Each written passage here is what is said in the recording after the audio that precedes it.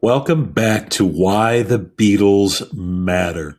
I am Sean Gaillard, and I did not know when or if this podcast would return. Sometimes life moves in different directions. Sometimes we drift away from creative spaces for a while. And sometimes the music quietly waits for us to come back. And over the past few weeks, I have found myself returning again and again to the Beatles. Hell, I've been doing it for close to 50 years. Not simply returning these songs or albums as in their finite state, but as companions in different seasons of life. Recently, I experienced something that reminded me why this music still matters so deeply to me. On my birthday, I went to see Project Hail Mary. Hearing the song Two of Us, the opening track from the Let It Be album, completely caught me off guard emotionally. The song landed differently this time. Maybe age changes how we hear music, maybe experience does. Maybe certain songs find us again exactly when we need them. What made that moment in the film even more meaningful for me is that Let It Be has always been my favorite Beatles album because we share the exact same birth date. The album was released on May 8th, 1970, the very same day and year I was born. This was something deeply moving about sitting there on my birthday, hearing the opening song from an album that has been connected to my life story for as long as I can remember. It felt personal. It felt reflective.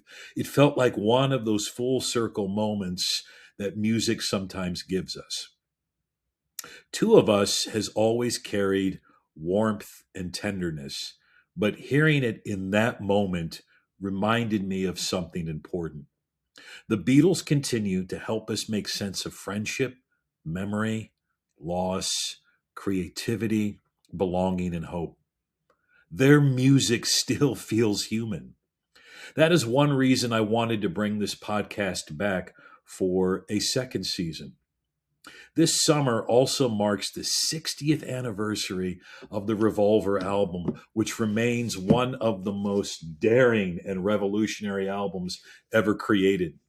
I have been revisiting what I call the Revolver Effect, the idea that creativity often demands courage, experimentation, reinvention, and a willingness to step beyond expectations. There are many lessons there. In 1966, the Beatles could have easily repeated themselves. They could have stayed comfortable. Instead, they expanded the possibilities of what music could become. That creative courage continues to inspire me. Revolver feels especially meaningful right now because so many of us are navigating within our own seasons of transition and reinvention. The album reminds us that growth often begins when we are willing to let go of our older versions of ourselves. Then came the announcement that truly stirred something in me, and you may be familiar with this as well. The upcoming 3 Savile Row experience opening in London in 2027. For Beatles fans, 3 Savile Row is more than an address. It represents collaboration, creativity, friendship, risk, and one of the most final public moments, so iconic in music history, through the Beatles' rooftop concert. Some of it's captured on the Let It Be album. What moves me most about that place is not simply nostalgia. It is the reminder that creative spaces matter. Certain places hold energy, memory, and human connection long after the moment itself has passed. Honestly, I would love to one day experience it in person and document that journey through this podcast. That is a dream of mine. We're going to make it come true. That is part of what this new season of Why the Beatles Matter will explore. This season will include reflections, conversations, stories, anniversary celebrations, and hopefully guests who share a deep love and appreciation for the music and legacy of the Beatles. I've already got a few lined up, and I'm excited to have them on. We will talk about albums, songs, creativity, collaboration, humanity, belonging, memory, reinvention, all of these things. This podcast also has a special place in my heart because it originally served as a companion podcast to a course I taught last year at High Point University that centered on the Beatles and their cultural and creative impact. I'm also the author of The Pepper Effect, a book inspired by lessons in leadership, creativity, collaboration, and courage drawn from the Sgt. Pepper's Lonely Hearts Club Band. And I'll be making a few references to that book as well. As this new season unfolds, I would love for you to subscribe to Why the Beatles Matter on your favorite podcast platform and leave a comment or a review. Those subscriptions, ratings, and conversations really do help invite more people into this ongoing dialogue about why this music continues to resonate across generations.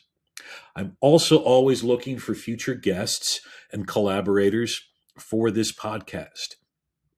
I'm especially interested in upcoming conversations centered on Revolver in honor of the album's 60th anniversary this summer.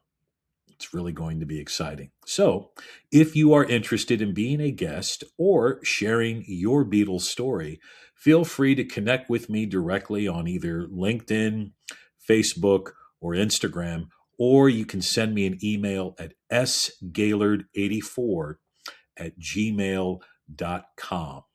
Most importantly, we will continue asking the essential question that inspired this podcast in the first place.